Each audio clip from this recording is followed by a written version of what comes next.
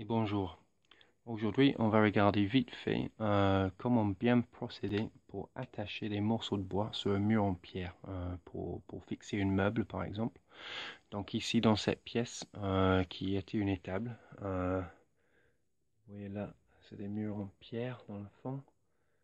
Tout ça c'était à pierre nue, comme là-bas. Et là, récemment, on l'a enduit pour que l'espace de travail va avoir une luminosité et que ce soit propre.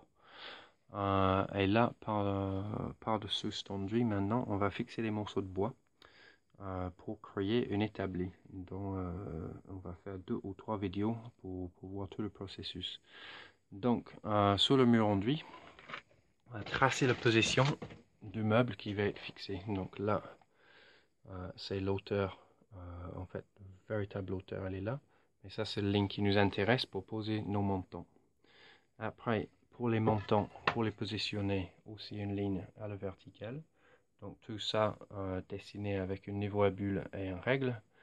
Et nous avons positionnement du parti fini. Et là, il y a une autre ligne ici pour la première partie, qui est donc un morceau de chevron. Alors ces chevrons, c'est de la récup.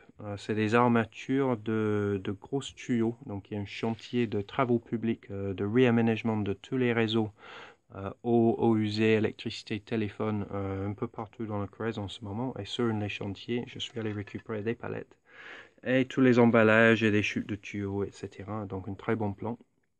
Et ces morceaux-là, je les ai taillés et j'ai pré-percé 4 trous dans chaque morceau. Alors, normalement, on va utiliser que 2 de ces trous. Mais la raison pour laquelle on fait 4, c'est parce qu'on va le poser contre le mur, comme ça.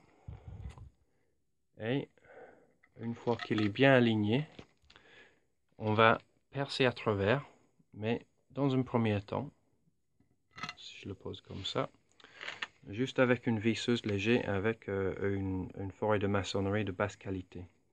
Donc on va traverser le bois et avec la visseuse, on va marquer le positionnement des 4 trous. On ne peut pas se rater après. 1, 2, 3, 4. Après, avec une perceuse de qualité, donc une perceuse qu'on appelle une 2 kg. Alors le 2 kg, tu n'as pas besoin d'acheter du Hilti ou des Bosch Pro, mais une bonne vendue qui n'a pas trop de boutons. Tu vois, le maximum de boutons, là c'est un Black & Decker. On se moque de moi avec mes Black & Decker, mais ça fait quand même 7 ou 8 ans que je l'ai, la machine, et je l'ai payé beaucoup moins cher que le Bosch. Donc on peut faire marteau, perceur, perceur à perforer et perceuse normale. Alors le côté marteau pour buriner, je n'utilise jamais, et c'est pour ça que peut-être il dure aussi longtemps aussi pour faire ça, pour faire cette action-là de marteau-piqueur. Je prends un marteau-piqueur, je ne prends pas ma perceuse. Donc après les bonnes mèches, et une bonne mèche pour percer les murs en pierre, c'est des mèches SDS qui ont l'embout qui se clipse dedans. Donc il n'y a pas de clé, pas rien. Et là, on peut s'acheter du Hilti ou du très bon marque. C'est ça qui va couper, ça va juste le faire tourner. Et je vais percer, repercer les 4 trous que j'ai marqués avec la visseuse sur chacun de mes emplacements. Ça me le percer bien et du premier coup. Mais des fois, si on passe entre 2 pierres, et après le mèche il part comme ça, le trou, elle n'est pas bon pour fixer. C'est pour ça qu'on fait 4. Comme ça, à la fin, on a positionné le morceau de bois qu'une fois et on sait qu'on a au moins 3 ou 2 points de fixation. L'idée d'avoir un en haut et un en bas, minimum. Après, on va mettre les chevilles. Donc pareil. Ok, les chevilles. Une cheville pour faire ce type de travail, c'est du Mark Fisher au Spit. Je fais de la pub aujourd'hui. Mais si ça vient de Brico Dépôt ou Castorama ou autre, si c'est pas le Mark Fisher au Spit, ne l'achète pas parce que vous allez juste pleurer. Parce que là, on veut aussi pouvoir serrer et desserrer nos vis. Donc, on va utiliser des grosses vis qu'on appelle une tire-fond. Voilà. Alors ça c'est du 8 mm de diamètre, tu peux avoir du 12, tu vois toutes les tailles, et on met un rondelle avec. On met les chevilles dans les trous, et pour faire entrer le cheville dans le trou, normalement, il va falloir une marteau.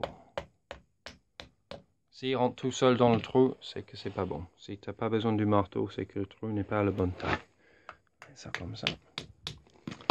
Et après, on va attacher ça sur les murs, comme ça. Juste avec deux. Et pour ça, on va prendre une clé à cliquer. Donc on épare le tournevis. Donc on a des gestes sûrs, qui ne se loupent pas. Et après, une fois qu'on est presque serré, on peut regarder avec une règle. Comme celui-là, une règle en aluminium. Et on peut regarder l'alignement parce que les murs en pierre sont rarement droits.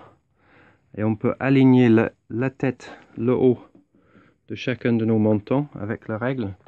On peut caler les bouts de bois derrière avant de serrer pour les avoir tous alignés. Et après avec le niveau à bulle, on peut aligner sur le vertical. Et nous aurons créé une surface plane sur laquelle on peut commencer à construire.